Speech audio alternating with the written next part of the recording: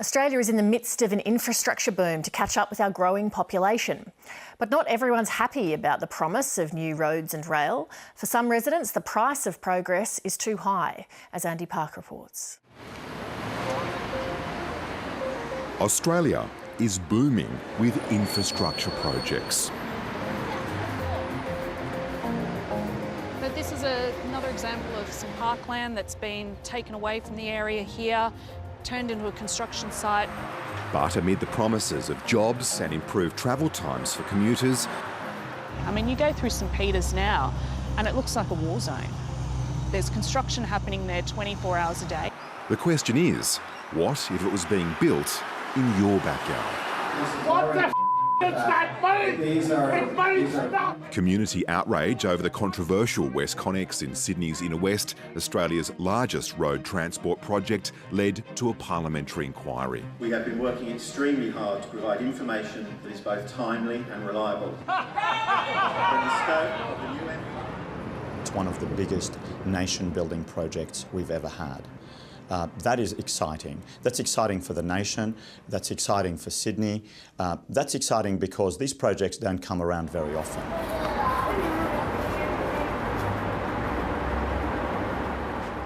Near the construction zone in Ashfield, at the Britliff family's house, it's off to daycare for Ethan and school for Lily. My biggest complaint at the moment is that my family, we aren't as well as we have been in terms of our breathing. You ready? All right, big breaths.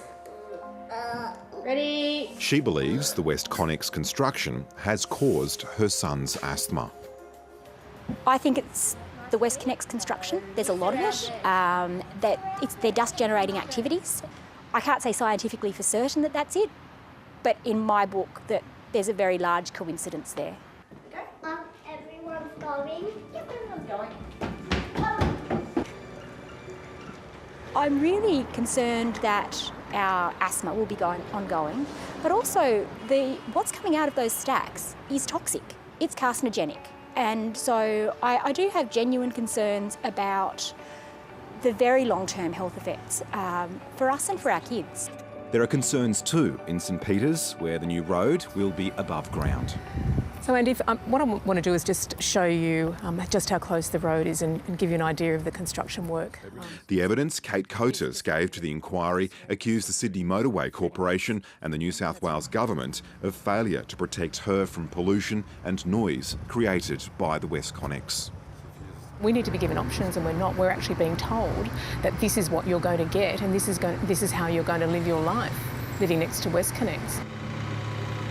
She's even being diagnosed with depression linked to the WestCONnex. What WestCONnex have done is that they have bought all the homes that they need just to build the road, and they haven't given any consideration to those homes that are right next to the road, and that's us. She's lived here for 13 years and is worried about the ongoing quality of the air they breathe. The state government has offered to install mechanical air ventilators. It is something that's completely inadequate. And so what the New South Wales Government is expecting us to do is to close our doors and windows and install these, and they're never to get fresh air again. This huge WestCONnex project is not even halfway complete. It still has 5 more years of construction left to go. But you see, it's not the noise or temporary traffic disruption which have caused the deepest concerns for some residents here, not even question marks over air quality. Rather, it's how public and private partnerships go about community consultation and what that might mean for billions of dollars of other infrastructure projects in the works around Australia. In the rich farming lands around Pampas, near Toowoomba in Queensland, Brett Kelly is explaining how he thinks the new $9.3 billion, 17,000-kilometre inland rail project will flood his district. These rails up on these hay bales to show that the new inland rail line will be 2.5 metres higher than what it is currently. In 2010 we had 10 inches of water through our old house. I don't want to live through that again. He says consultation on the project has been woefully inadequate. The consultation process is exactly window dressing. A spokesperson for the Australian Rail Track Corporation said not only are Brett's claims unsubstantiated, but when a design is finalised and the potential impacts on his property have been verified, then the corporation will discuss a range of compensation measures. Well, I don't believe that any of us through here fit in the category of not in my backyard. We see it as important. According to Dr Shane Gerhard, who supports big projects like these, too much consultation and nothing gets done.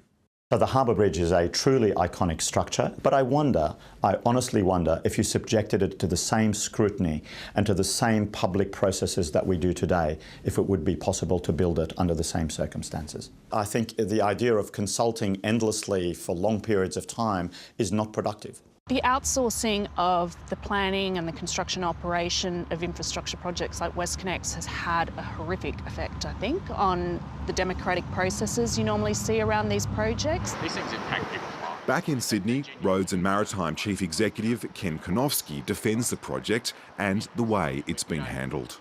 Could something always be better? I mean, of course, everything can always be better, but the community consultation process has been, really quite extensive on this project. And as I say, it's a difficult task to build major infrastructure projects in densely populated urban areas. Can you reassure Sydneysiders that their health and the health of their families isn't adversely affected by air pollution from the WestCONnex? The air quality standards for the WestCONnex project are equivalent to the best in the world. Those air quality standards are set independently, subject to expert advice, and those very strict air quality requirements will be adhered to. But Rachel Britliff says the battle is bigger than just the project on her back door. I agree that infrastructure projects are necessary, and I accept that it's in my backyard.